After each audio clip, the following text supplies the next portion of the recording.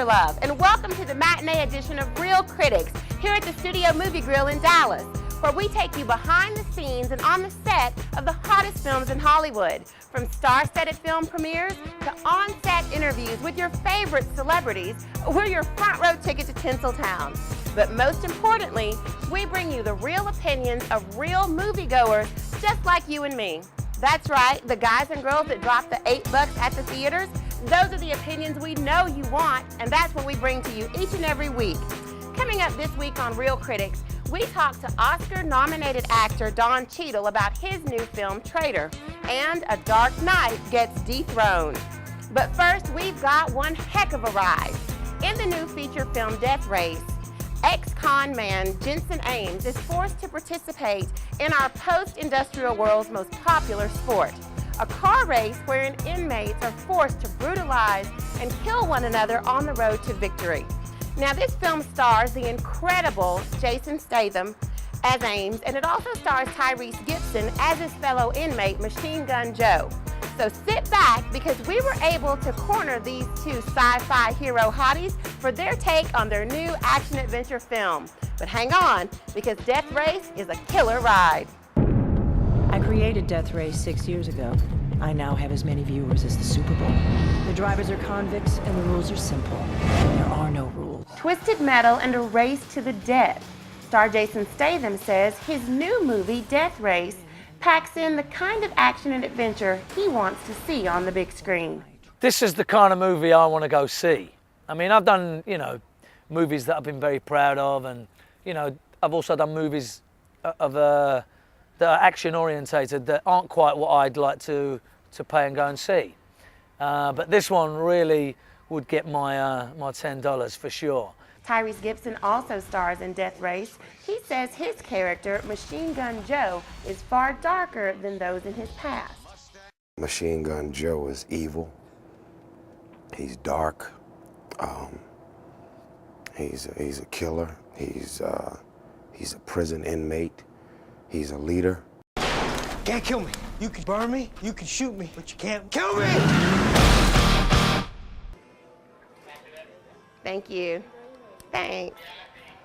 All right, so Death Race opens nationwide on August 22nd. It is rated R, however, for strong language and violence. Coming up next on Real Critics, we'll talk to Don Cheadle and Guy Pearce about their new film, Traitor. So stay tuned. Welcome back to Real Critics. Now, Don Cheadle is without a doubt one of the most respected actors in Hollywood. And with incredible performances in films like Hotel Rwanda, Crash, and Talk to Me, that's certainly no surprise. What else is not a surprise? His latest turn in the new film Traitor, where he gives yet another dynamic performance.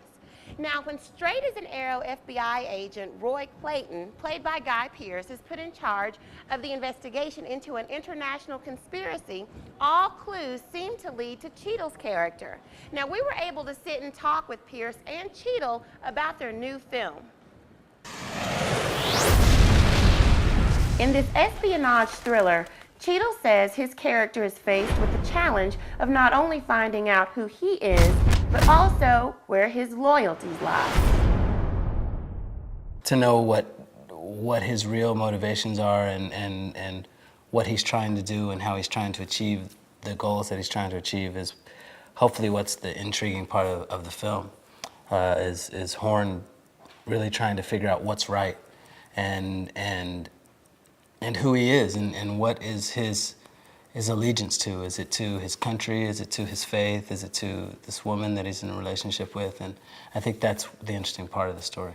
The film also stars Guy Pearce, who explains what makes his character an effective CIA agent. He's a very intelligent guy, really, really smart guy. And, has clearly put a lot of thought into this story and into this script. And has kind of every base covered, he just doesn't miss a beat. Remember who you answer to. Here you go. Thank you. Now, Traitor opens in theaters nationwide on August 27th. It is rated PG-13 for some mild language and violent sequences. But that leads to our trivia for the week. At least I know I thought this was a pretty interesting fact. Can you tell me which Emmy-winning comedic actor actually wrote the story for Traitor? Was it John Lithgow, David Hyde Pierce, or Steve Martin? Email your answers to realcritics@yahoo.com for your chance to win 2 tickets to the Studio Movie Grill. And be sure and tune in next week to find out if you had the right answer and if you're our winner.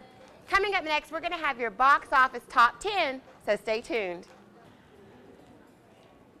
Well, now you've gotten a glimpse of all the great new films coming out this week, but you know, if none of those are appealing to you, there's still lots of great films to choose from in our box office top 10. After 5 straight weeks, The Dark Knight is dethroned by Tropic Thunder, the comedy starring Ben Stiller, Robert Downey Jr., and Jack Black, wherein through a series of freak occurrences, a group of actors shooting a big-budget war movie are forced to become the soldiers they're portraying. The box office future is still shining brightly for The Dark Knight. After 5 weeks at the box office, the film has grossed a staggering $471 million. The only question that remains is, will the Caped Crusader sink Titanic as the top-grossing film of all time? Star Wars: The Clone Wars comes in at number 3. Mirrors lands at number 4.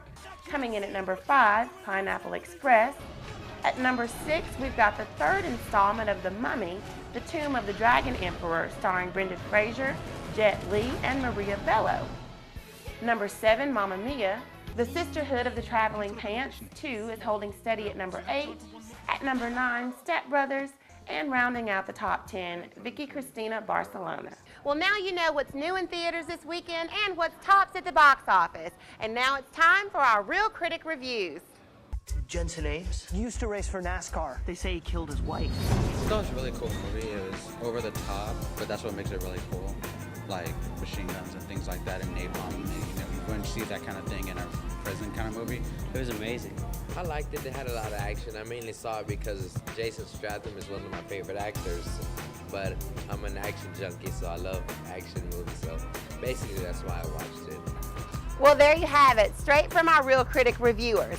But you know what? Get up this weekend, get out, go see some great films, and decide for yourselves. In the meantime, thank you for joining us for our special matinee edition of Real Critics. And join us next week when we'll have Bobby De Niro discussing his new film, Righteous Kill. Until then, I'll see you at the movies.